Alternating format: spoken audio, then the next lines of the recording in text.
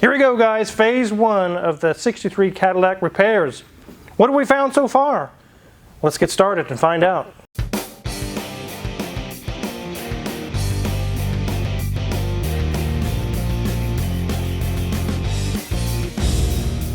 So if you guys haven't watched the video of the reveal of the 63 Cadillac Coupe de Ville, you should go into the description below. There's a link and you go check it out. I just purchased this not too long ago and I knew it needed some repairs. There's not only some repairs I'm going to do, there's also upgrades I'm going to do.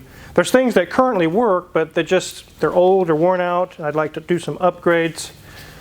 So we're going to show you all today what my plans are on certain things and also what we found along the way. Let's go ahead and jump into the interior. Here we go, Mrs. Wizard. Whoa, whoa, whoa, whoa, whoa. I'm not driving with you if that's how you drive. Little kids always think that that's the way you drive. We know today if we did that, we'd end up in a ditch or something. But one of the issues it had was the turn signals. One way would work, the other way would do nothing. And I got the steering column off, and you can see inside of here, you can see there's a little cam mechanism that moves back and forth. There's nothing wrong with that. There's actually, if you watch right down here, there's a little lever deep inside that moves forward and backwards. There's a steel cable that goes all the way through the column, all the way down here to the bottom. You can watch this little cable when I do the turn signals. That's all it does, is move a switch back and forth. I went ahead and took these connectors off, and I found the problem is that the housing of this switch right here was just in pieces. So here's the switch, and it's made out of this Bakelite plastic or some sort of plastic. And pieces of it were missing. It was sitting in there kind of cockeyed, and when I actually tried to remove it, it just crumbled in my hand. There's just pieces everywhere. So this switch is no good, which is actually part of this metal frame piece here. I found a good used one on eBay. I think it was $300. But you don't really have an option. It's almost like Ferrari prices or Rolls-Royce prices when you get to this old of a vehicle, which is really something people never think of. Specialty parts that are only to this 63 Cadillac here are not going to be $5 and $10. They're $3, $4, $5, a grand. People know what they got. If you need the part, you're going to pay for it. So it's just the way it is. There's really no way around it. No, you can't 3D print one of those. There's no way. So that's pretty much all that's going on in here. But let's take a look at this AC. I actually had it running and it blows very cold air, but while it was running, it was shaking the whole car. The compressor works, it's just old. And some of the research I've done is the old York style compressors, they shake, they vibrate. They're not very efficient. They're really not very good. They actually do cool, and that's the only positive thing about them. So I got the AC working. The unit that's on the center of the dash there, although it's not the prettiest, it does work. It blows cold air. So here we are in the engine bay with our 390 Cadillac engine. I don't have any issues with the engine. It actually runs pretty good. But whenever I would turn on the AC, although it would blow cold, the old style compressor, it looks like a York style. It's actually made by Tecumseh. And when it's running, I mean, it just shakes the whole car pretty bad. I don't know if something's wrong with it or if that was normal for those in those years. It's just, you kind of just put up with it. That's the way it was. And although it did work, it wasn't making any bad noises or anything. This is so old and so inefficient that here's what I'm going to do with it. I'm not going to yeet it. I don't want to break it. But I am setting it down here. I'm going to convert it to this Sandin style AC compressor, which it wouldn't really bolt to this original plate very well. As you can see, I mean, it sits there, but there's no real mounting point. But this kit that I purchased actually comes with an adapter plate. So this plate sits where the old compressor used to be. And then the compressor sits on top of that.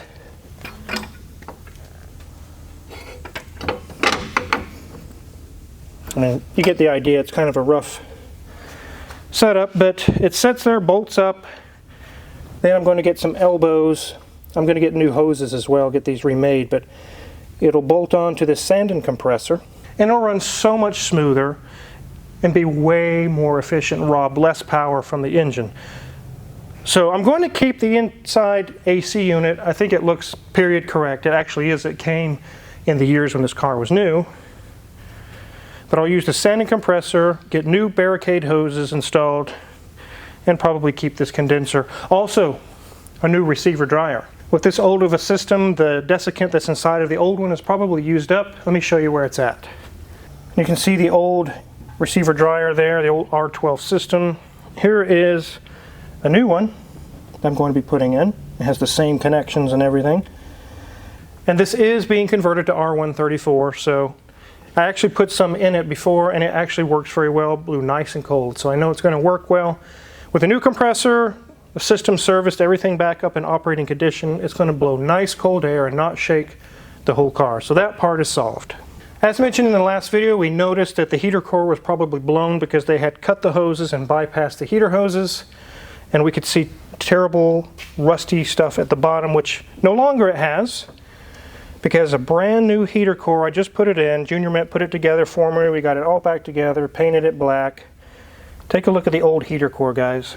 So you can see it's all rusty and crusty and corroded, and it was just blowing coolant out the bottom.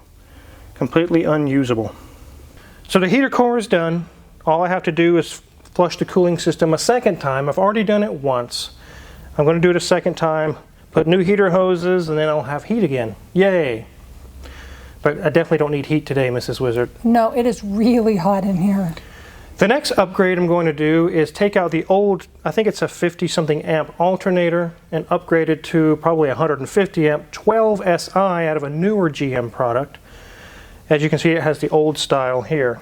It looks kind of like a 10 SI alternator, but it's externally regulated with these wires that go up to this little black box. I will do away with that and put it in a box and keep it for originality, but I will upgrade it to a 12 SI, so it's putting out plenty of power. Let's take a look at the carburetor.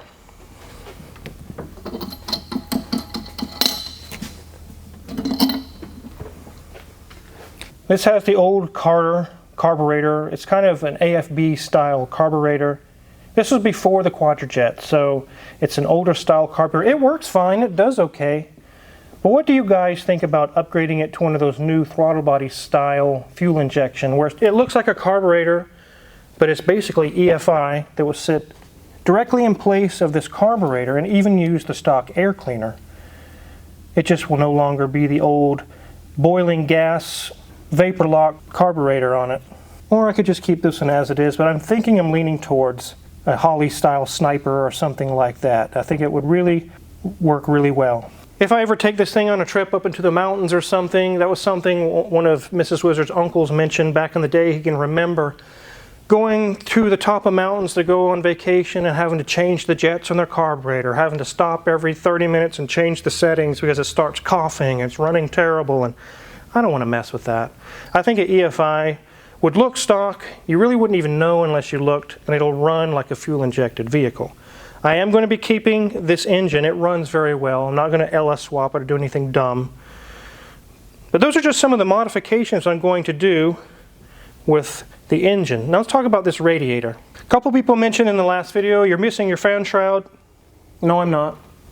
In fact, in '63 on the non-AC car, which is what this was, obviously, because it had aftermarket AC, you got a 4-blade fan with no shroud from the factory. That's the way it was. Oh, it came with a factory-installed finger cutter. Yes. If you got the AC car, then you got a 5-blade clutch fan, thermal clutch, with a fan shroud.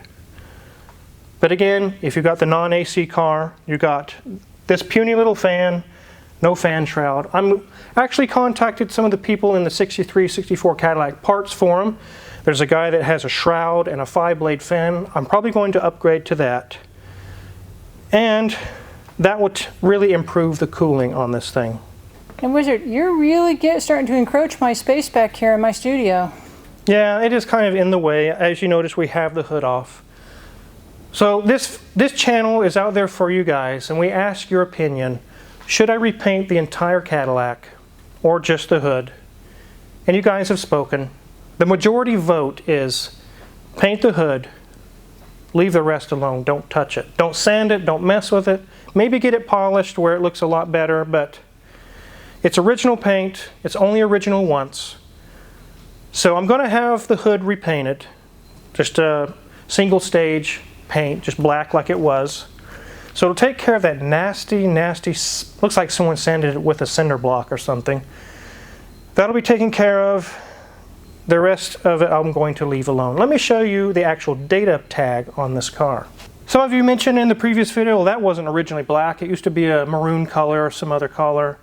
No, it wasn't. It actually, I looked at the 63 paint options for the 63 Cadillac year, and black is not even listed. But look at our tag. You can see right there it says paint code number 10. I did look up that GM paint code and it's ebony, black. It came from the factory. It must have been special ordered this color, but it was originally black. And if we take a look at some of the panels like behind on the door, let me show you when I open the door here. We can see it used to have oil change stickers right here all the way back from when it was a fairly new car. And this paint is identical to the outside paint. Underneath is just some primer coating, original primer from the factory, and its original layer of paint. This has not been repainted. This is the way it was since new. And compared to 2024 cars today that sound like a soda pop can when you close them, this is the way a door should sound when it closes. It sounds like a bank vault closing. These were very well built cars. Or really good ways to lose your fingers. Yeah, it would probably smash your thumb or fingers really bad if you were to close it on it. I do have good news. The radio works. I was thinking I'm going to have to figure out something. The radio doesn't work. I really don't want to hack this thing up. It's so nice. But I checked the fuses and it had a tiny little 1 amp fuse that should be 2 or 5 or something like that. So I put a 5 in it and it came alive. Obviously I can't play music, but I'll turn it on and let you hear the static.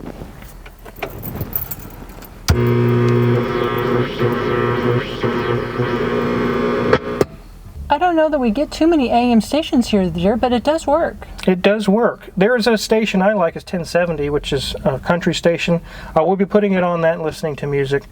I also thought it would just have one speaker in the dash up front, and it does have one, but it actually has a rear speaker. Let's go take a look. So back then they didn't have stereo, where if they did, it wasn't in this car. And I think you could get an FM option. I don't know if it was stereo, but AM radio we know is not stereo. So it has one in the front, one in the back. Only one in the back. Let's take a look. You can see to the right there, there's a little foil oval shape there. That is the speaker. And it actually sounds very good. When I did have music playing, it sounds just like it did when it was new. It's a nice warm tone. It sounds actually really, really good. I'm not going to hack it up and put 6x9s and different speakers in it. I just can't, I don't have the heart to do that. I am going to look for an AM transmitter that I could Bluetooth some songs over to the current stock radio. But I've seen a few of these at car shows, 62, 65s, and they have holes in the partial shelf in the back where they've put in 6x9s. I'm just like, oh, that's disgusting. That's terrible. That's Mrs. Wizard pans. You can see some grid pattern there. That's where the speaker is underneath. You can't really see it unless you shine light on it, and that's the way I'd like to keep it. If you do the same thing on the driver's side, there is no grid pattern, there's no holes, and I'm not going to cut any either. So just leave it just like it is. Some of you commented in the previous video, this is the incorrect tires. It should have the thin stripe around there, the white wall. It's just a thin 1-inch little stripe, not the solid white walls, basically. I don't care. I really don't care about that. And in fact, it's just a tire. Is it correct to this year? No. Even if it was a 65 Cadillac, I'm still going to put those on it because I love the way they look. When you see this thing cruising down the road, I want bright white walls where people go, wow, that's beautiful. I like it. I'm going to leave it alone just like it is. So it is what it is. Also, one last thing. Let me get this little emblem I'll show you. Oh yeah, that's really nice. Bring that a little bit closer. A little closer, a little closer. Oh, good. No. You don't get to keep it, Mrs. Wizard. But it'd make a great emblem for a part work. No, it goes to this car. It's not going on a part work. In fact, when Mrs. Wizard gave the interior review on the last video, you saw that the Cadillac emblem on the glove box is broken and missing. I found one on eBay, so we'll replace that and it won't be missing. It'll look a lot better. That thing is so big, it's hard to get you in the frame there, dear. It is a long car. And amazingly, if you were to put like a 76 Cadillac right next to this or a 79 Lincoln, they're wider and bigger than this by inches, like a lot. So as big as this car is, it's not as big as that the big cars get in the late 70s or mid-late 70s. So that's kind of phase one. We're doing everything what I call on top of the car. We're getting the engine things upgraded, seals replaced, leaks fixed, everything operating properly, nice cold AC, just the hood repainted, leave the rest of the car alone. Phase two is going to be on a lift underneath the car with the blown shocks, the exhaust, and several other things that need to be addressed underneath. Once I get all those things done, phase three is going to go through and do minor little details, maybe upgrade the radio like I mentioned with an AM transmitter and a few other items, and this thing's going to be cruise ready. It's going to be done. It doesn't need tens of thousands of dollars worth of work. It's such a nice example. It just needs a little bit. And once we get to that point, we'll take you guys on a ride, and you can take a trip back to 1963, or the Mafia were taking people out to the desert. Whoa, wait, Wizard? No. I don't know if that's the story of this car or not. If it is, I don't want to know. Please don't let me know. I want to pretend that the trunk has never had that happen in it. Please don't. They were cruising the strip. Cruising the strip. Okay, that's what they were doing. Yes, like I mentioned, this car is from Vegas. It spent its life in Vegas. If you're curious what kind of tools we're going to use to work on this Cadillac or really any other car in the shop, check our Amazon affiliates link in the description below. If you purchase anything there, we get a small cut and we really appreciate it. It has all the tools we use in the shop for sale there. Also hit the subscribe button because you want to keep up with this Cadillac, and there's some really other cool cars that just showed up today, which means more videos for you guys. Thanks for watching.